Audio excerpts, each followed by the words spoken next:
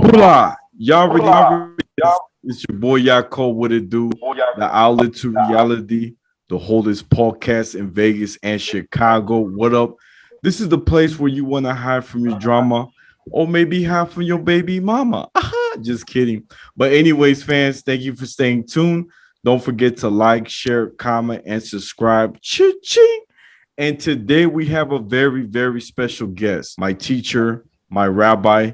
Give it up for Rabbi Fromowitz. Hello. How are you, everybody? Thank you for listening. I'm honored to be here. And the truth is, I didn't tell you this, David, but I was never, ever on a podcast before. So this is something very new for me. I should make a shechianu. This is exciting. So thank you for inviting me. In fact, I never even listened to a podcast until you told me about podcast. I'm happy to be here. Thank you, Rabbi. Thank you. And I do want to share a little story on how we met, Rabbi. So pretty much, back in Chicago, my rabbi, Rabbi Deutsch, knew Rabbi Fromowitz, brother.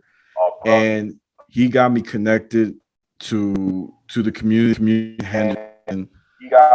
and I will go there and dive in and learn. And I have to be honest, Rabbi, you and your brother are very similar. I feel like when a little story I can share for Shabbat, you invited me over to your house to stay over. And we went to the shul together. We went to daven at the kollel.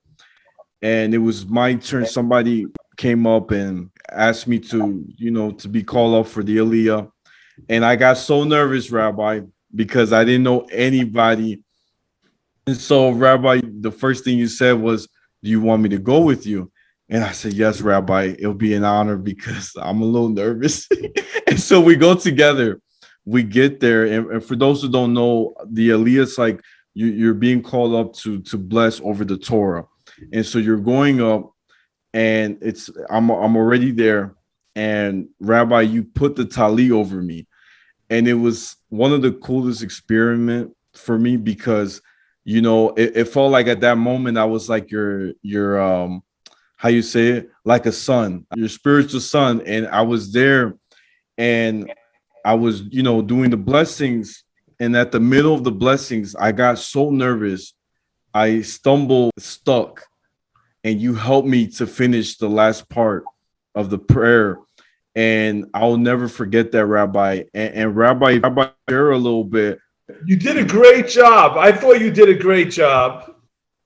Thank you, Rabbi. I felt like you helped me build back my confidence. And Rabbi, if you could share a little bit about why is it so beautiful when you're being called up to go to the for the Aliyah. Sure. So when we are reading from the Torah is the holiest object and the way that we connect to God in the highest form. When we read the Torah, and in fact, what we're trying to do when we get an Aliyah, we're in a sense, is Mount Sinai. It's like a miniature of receiving the Torah from God, like we did like 3,000 years ago on the mountain of Sinai. It's in the same. We do many things that are similar. In fact, you are representing the one who calls you up is like almost like God, and you are representing the Jewish nation. When you come along and you get the Aliyah, you are representing the Jewish nation receiving the Torah on Mount Sinai. So it's a very special privilege that you have, that you could read it. In fact, even just looking inside the Torah brings holiness into your soul. So it's a very holy experience.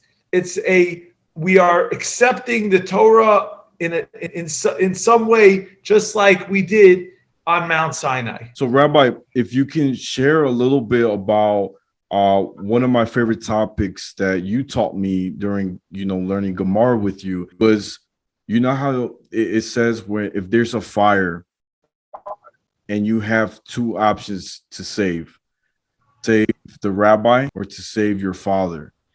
And Rabbi, if you could share a little bit about it on the Gemara. It's so interesting. Yeah, that's a very fascinating Gemara. The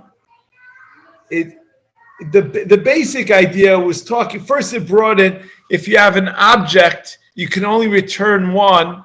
Then you return your rabbi before your father, and the same is true if you have to save. If someone's you have to save someone, maybe it's between you and your father or someone's life. So it's a little tricky how this would apply. But the concept that the Gemara says is that your father, and we owe everything to our father, to our parents, because they brought us into this world. However, the next world is eternal. It's forever. And your Rebbe, your rabbi, helps you, assists you. He is sort of your coach to get you into the next world, so that you should make the right choices. And you should know Torah and be able to learn Torah, give you the skills that you could be able to know what to do, how to live your life. Therefore, you'll be able to get the next world, to be able to merit to get the next world. So that's on the next world is the purpose why we're here, is the greatest thing, is in Olam Haba, or the world to come. That's eternal. That's when we were able to bask in the glory of God and have the tremendous benefit. So that is why a Rebbe is, you have to show higher thanks to your Rebbe than to your father. Now, it's very tricky, of course, if your father also teaches you, so maybe you have to save your father. But again, the concept is true. How to apply it based on the Gemara, it's a much longer discussion. Love it, Rabbi. It's very powerful because when I took that teaching and I was listening to it, with Gil, I feel like, my father didn't, teach me Torah. My father wasn't Jewish. And I look at, Rabbi, you've been more of a teacher and you've been guiding me and helping me through, my walk of life. And I feel like, if anything, right, Rabbi, if you needed anything, I wouldn't even think twice. I'll do it for you. Like, I already know that's my rabbi. I gotta help him, David, you did help me. You pulled through with that van for a few weeks. You got me that van. You got me connected with that. That was a huge help. If the audience doesn't know this, but I don't know if you're working in this enterprise, and I told you, I don't know if I told you, you figured I need a car.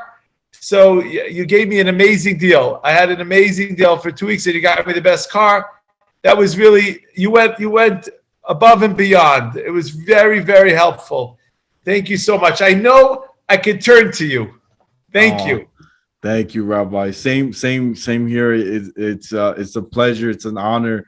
And I gotta say, Rabbi, you've been very supportive, in my dreams. And I gotta say, when last week, 2 weeks ago, when I had a really rough week and I came to you, Rabbi, I was very, I was sad. I could say I was sad. And there was a lot of spiritual battles happening mentally, emotionally.